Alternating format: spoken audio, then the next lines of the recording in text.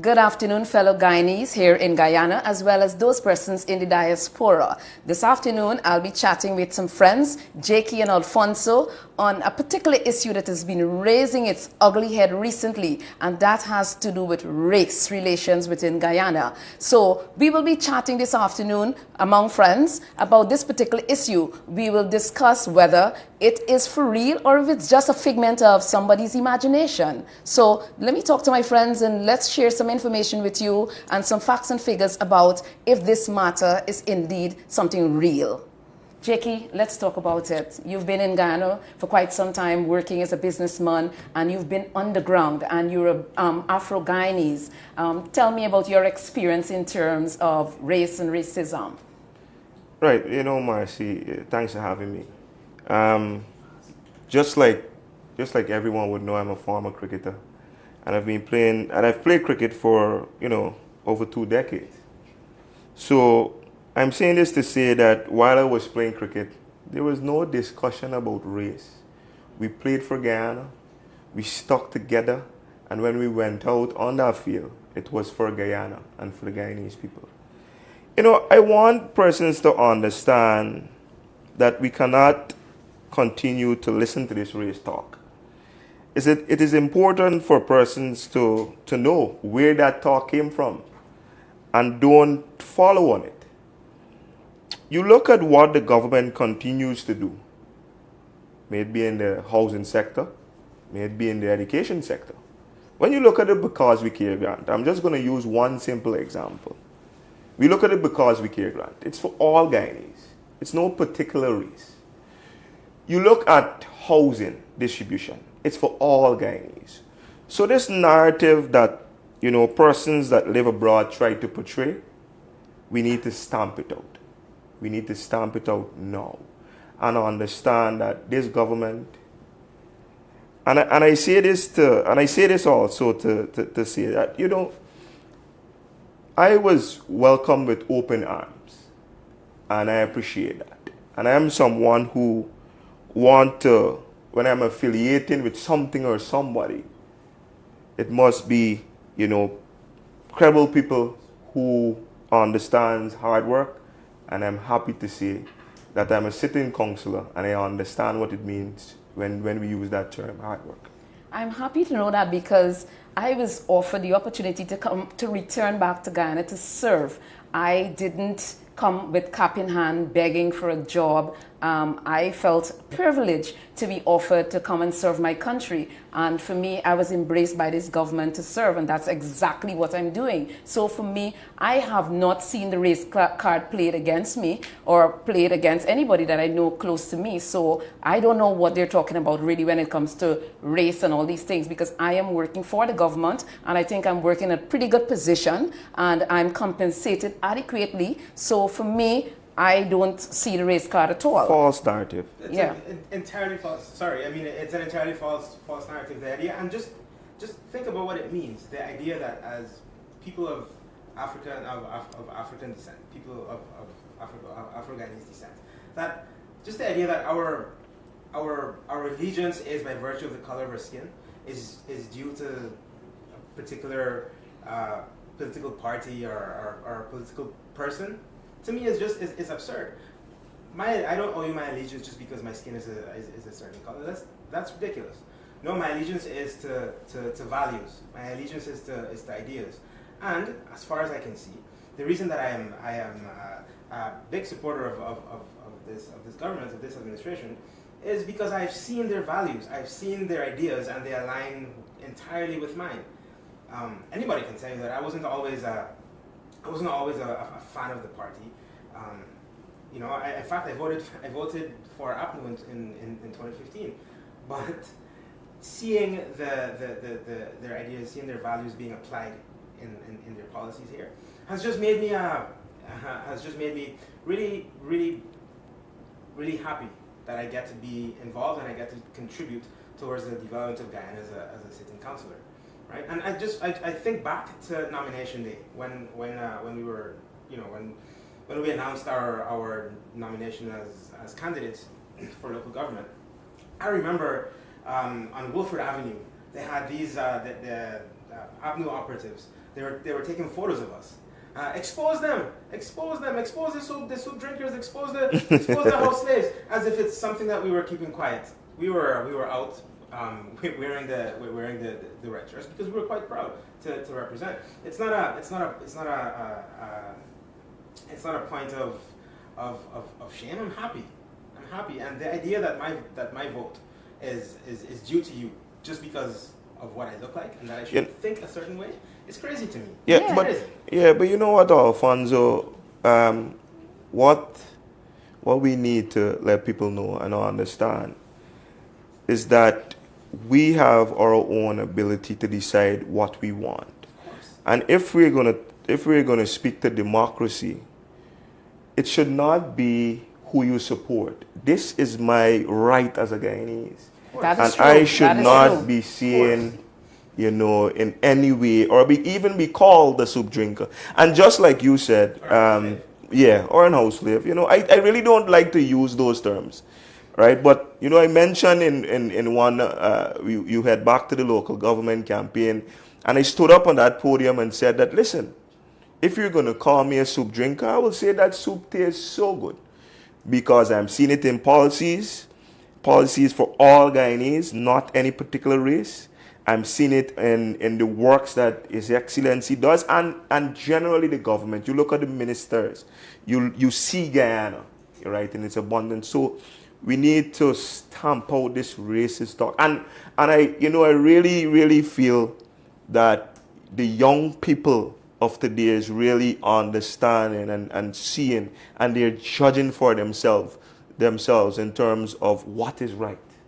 Yeah, and I'm happy for that as well, because the young people of today, they're basically thinking for themselves. They're no longer listening to the old rhetoric of the great-grandmothers or the ancestors. They're basically voting and thinking on issues and policies that are for the greater good of Guyana. And I can tell you, I'm not so young, but I've decided that I'm going to break the mold of being a stereotype Afro-Guyanese, because I am all for country. I am patriotic. So I am going to vote, and I will put my support behind a government that I think that will definitely propel and push this country forward. Right? Correct. And if I can just touch on how authentic it is, right? Politicians often come across as scripted, and they've practiced the same line thousands of times in the mirror. But if you interact just a few minutes with President Ali, you get the impression, you get how authentic he is, how deeply he cares about his people, not one particular kind of people, the people in general, and nobody can deny it. Nobody can deny that. That's why they're so scared. Yeah, that is so obvious. Look at his most recent in New York, as well as his walkabouts in the country. And I've seen the warmth. Yes. And he's getting warm reception from villagers. I'm very happy that you mentioned his recent visit to New York. There are a few persons who portray this narrative of race. But when President Ali was on the ground there, we saw the reception he got. People were eager. They want to know what's happening in Guyana. They want to be involved. And these are people, who went to the United States for betterment, but they're seeing the type of progress we're making back home and want to get involved. And that is something that I love. And I am one that, and I know the government is, will welcome them with open arms so that they can bring those expertise. Well, that is so true, because my journey back to Guyana started with the Prime Minister coming to Trinidad and Tobago and asking for professionals and all and sundry who want to return, come back home, come back home. I know I am equipped and I have experience. I have 2 master's degree, so I know I can add value to my country. So when I got the call to return, that is what I did. Trinidad and Tobago didn't kick me out. I came back to serve this country. And I decided that I'm going to break the stereotype, because I am of the view that no specific political party owns my vote. I will make a decision as a professional, and I will do the right thing for my country. Yes. That's correct. That's correct. The very idea that your vote is owned or it should be dictated by the color of your skin, to me is repugnant. Yeah. It's repugnant, and I'm certain, and I'm happy to see that what I think, is shared, that viewpoint is shared by thousands of people around Guyana and outside of Guyana, thousands of Guyanese in and out. If I can just make reference, because I played sports and I do sometimes compare it to life in general, because I feel very strong about sports and what it does for youths and individuals in terms of molding them. That's probably for another conversation. But we went to India on a trip with His Excellency, right? Just a few months ago, probably sometime last year. And, the passion I saw, and if most people know me, they would understand that I was a very passionate person on the cricket field. But the passion I saw in terms of the direction His Excellency wants Guyana to head in, the drive that he has, you saw it at 3, 4 o'clock in the morning discussing, developmental plans and the way forward and prosperity for all Guyanese people. And this is what, when you look at the president, he embodies development, he embodies inclusiveness, he embodies being on ground with his people. Diversity, and yes. Listening and Yes. fixes and solutions. And people are seeing it. Yes. So in his quest, and we're seeing it right in front, it's unfolding right in front of our eyes. That passion contrasts so sharply with the previous president, with the previous leader. Right, you can see the enthusiasm oozing from the man's Yes, pores, and it right? also shows that he's not scripted. He is just being organic, and that is what I love about the president. He is just, as we would say, normal. Yeah. Correct. Yeah. No airs and graces. He's just cool. Yeah, and I love it. And I saw that response in New York, and I was overwhelmed. I was like, wow. Saw him just in the kitchen, and he talking Guyanese language, and say I could clap, and I ting, and he clapping the roti, and just being normal, taking selfie, being a real person. I love it. You think people would react like that to something that was scripted, to something that was not? Certainly authentic? not. Of course No, certainly not. I'm glad that you brought this recent visit again to New York. I watch on social media, different personalities calling for boycott of these businesses who actually had, stretched their arms and had a warm reception for His Excellency. I think that is, hypocrisy to its highest. Very. We have these businessmen and women who have the right to speak to anyone, right? We shouldn't look to target their businesses and so forth. We have to encourage them, and His Excellency went there for a particular reason, to listen to them and see how we can lend support. They're Guyanese too, and they're Guyanese too. They have been told that by their actions, by the actions of previous governments, that they don't matter. Yeah, and again, as I say, the Constitution gives me the right, and that's my inherent right, to associate with whomever I feel to associate with. Think about what they're telling the people. These are mainly from what I saw. These are mainly Afro-Guyanese owned businesses. Yes. You're telling people to boycott the same people that you claim to care so much about. Yeah, that's so funny, yeah. Think about the optics of what these guys are calling for, right? It's nuts to me. It's crazy. It's hypocrisy, and it is what they're attempting to do. I believe for the divided country. Exactly. For the dividers. Exactly. It's where there's a vacuum of actual policy on their end that is going to drive the country forward. We've seen what it meant in previous administrations. Stagnation, no growth. So in an absence of actual proper policy, the only thing that they have left to try to rule on is racism. Divide and conquer. But you need, what needs to happen is that persons need to understand where this race talk came from and where it derived from, and understand it. Take a look back at the outside influence that caused this situation here today. Understand it, conceptualize it, and then move forward. This what His Excellency is doing right now is driving that away. Right, putting that away with this one Guyana slogan and the way forward. It's not just a slogan, huh?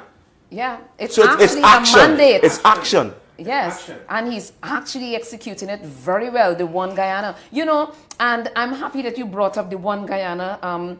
mandate, I'll call it, because mandate. it's Yes, indeed mandate, what yes. the people gave to the president when the manifesto was being crafted. That particular mandate to unite Guyana, to talk social cohesion, to talk about embracing diversity. And that is exactly what the president embodies. But people can't understand that. They prefer to push the race card to divide and rule, as you mentioned, Alfonso.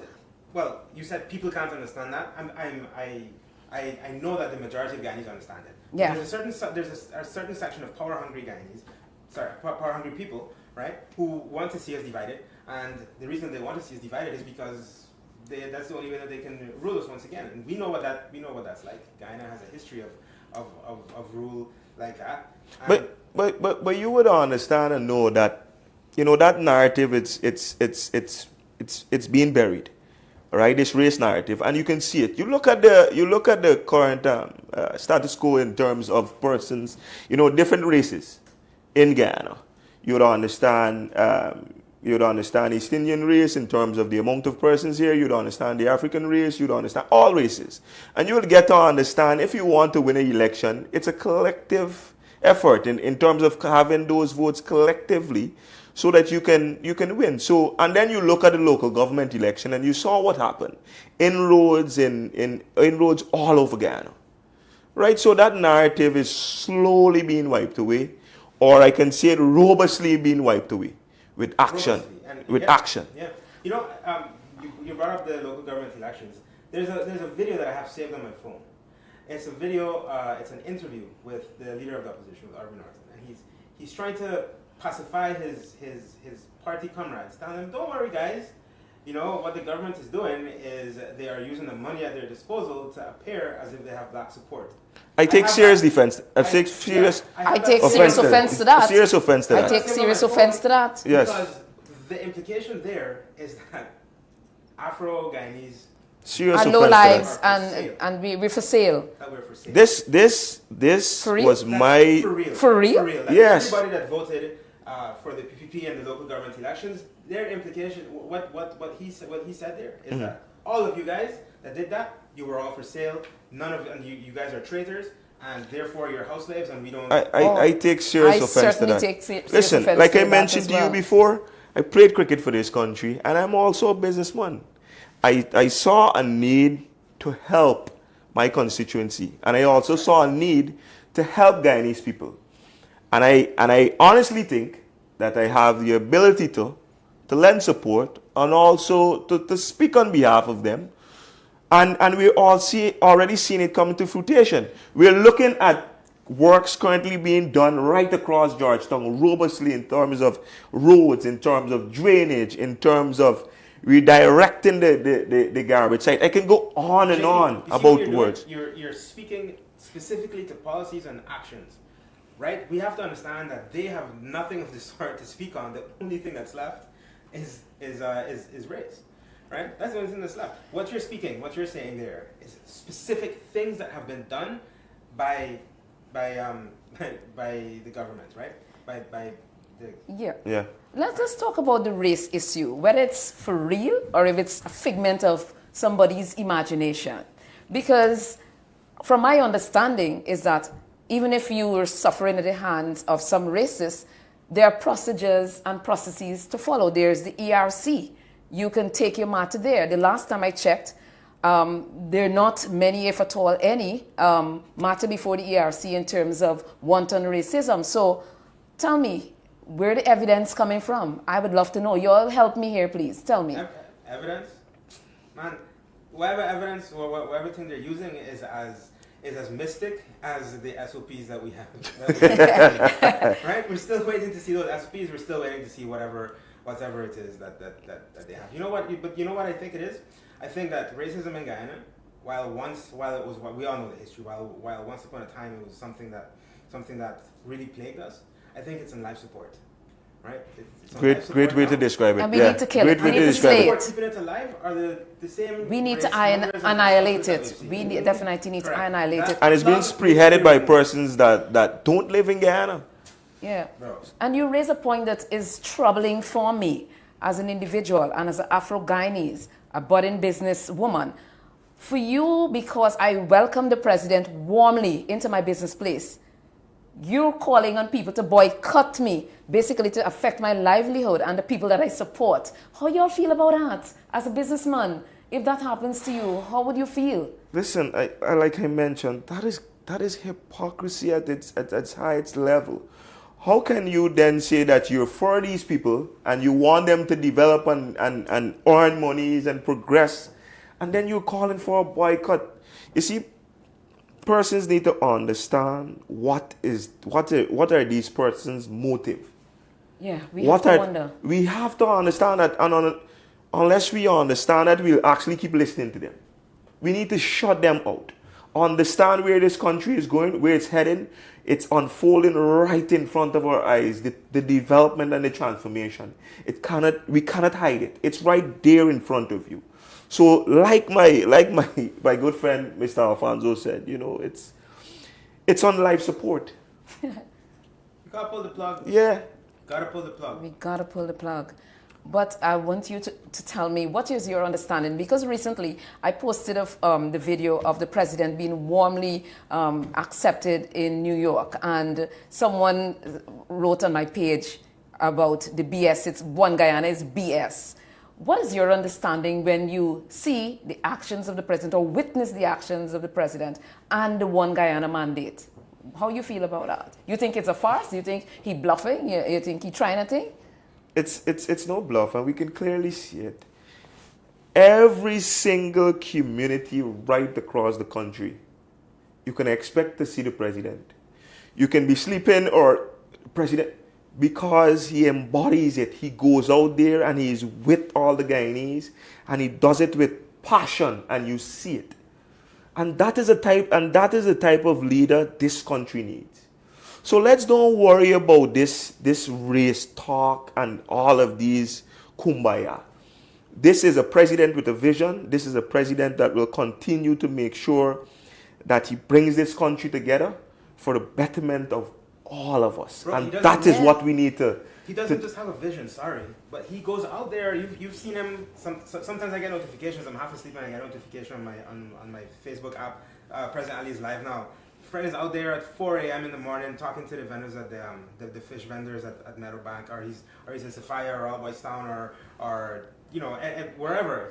He doesn't just have the vision, but he recognizes that, you know, you can have a vision yourself, but unless you get input from the people that matter, the people on the ground. You know, not to cut you there, Alfonso, but a thought came to mind.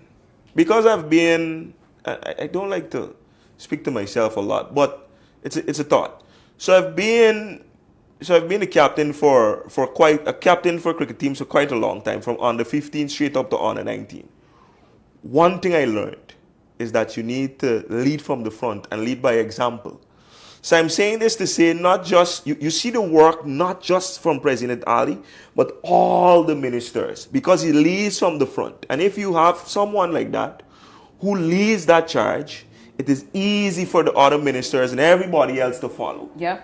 Right? And this is what you see on a daily basis. Somebody addressing issues and not hiding or you know, going behind and hiding from issues, confronting them. And he always speaks to this, confronting issues and coming up with a fix so that we can move forward. And now you saying that, just to support that, I was at a meeting with the president last Wednesday when he got word that the wharf in Georgetown collapsed. Yes. Let me tell you something. The president asked to be excused, and he went straight to the wharf to find out what's happening and to have it reconstructed. And I thought that was excellent. That is servant leadership. Did you see how when he reached there, everybody was falling over themselves to just meet him. And he didn't say, come and vote for me. So people naturally is gravitating to the president, and he doesn't have to do a lot. People are recognizing development. They're recognizing that, hey, we are moving, and we want to get on board with a moving train. Can I ask you a question? We want to move. Certainly. Did you see the mayor there? No, I didn't. I don't know. He was there? He was there. He was there? But I think contrast was the reception. So the president was the mayor at the same time, and the councillor as well. Getting the job done. Right, but you know, Nobody cared.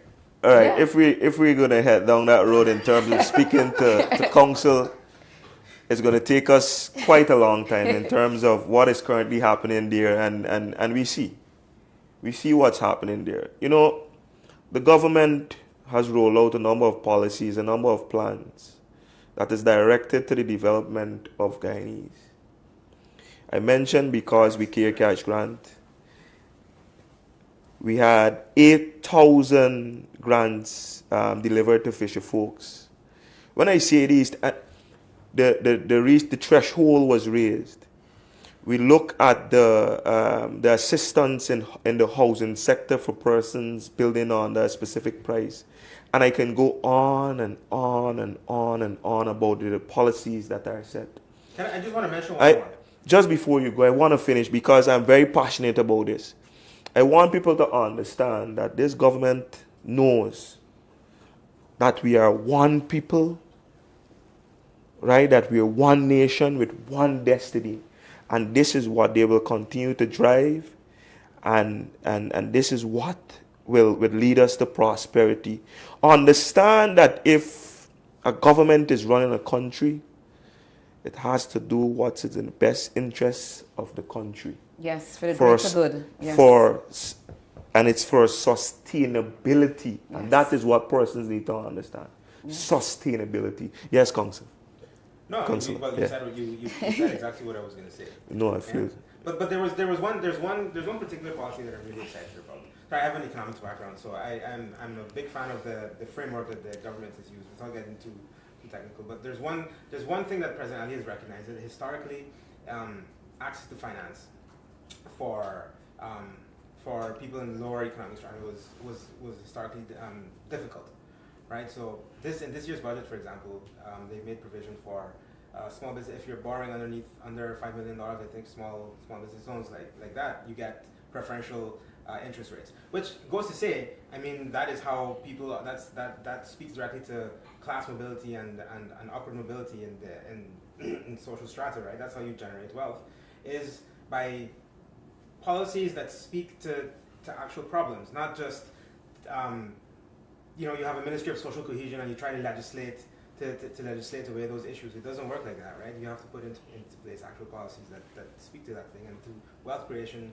The policies that speak to wealth creation in Guyana that President Ali has implemented, go a long way towards achieving that end. Definitely. A very, very long way. Definitely. So we all would agree today, after having this dynamic conversation, that racism is not really a real issue. It's a false narrative that is being peddled by certain sections of Guyanese locally and abroad. Would you agree with me? It's not real. Oh, yeah. Look at me right now. How can it be real? Look at Alfonso right now. How can it be real? Look at the persons in government now, the ministers. Look at persons who receive house lots. Look at persons who receive the Because We Care cash grant. It's not real. But what we need to do as a people is continue to stamp it out. And more so the young people, because I know young people have a mind of their own, and they understand, and they can judge for themselves what is happening right in front of them. So, Ms. Hope, it is not real.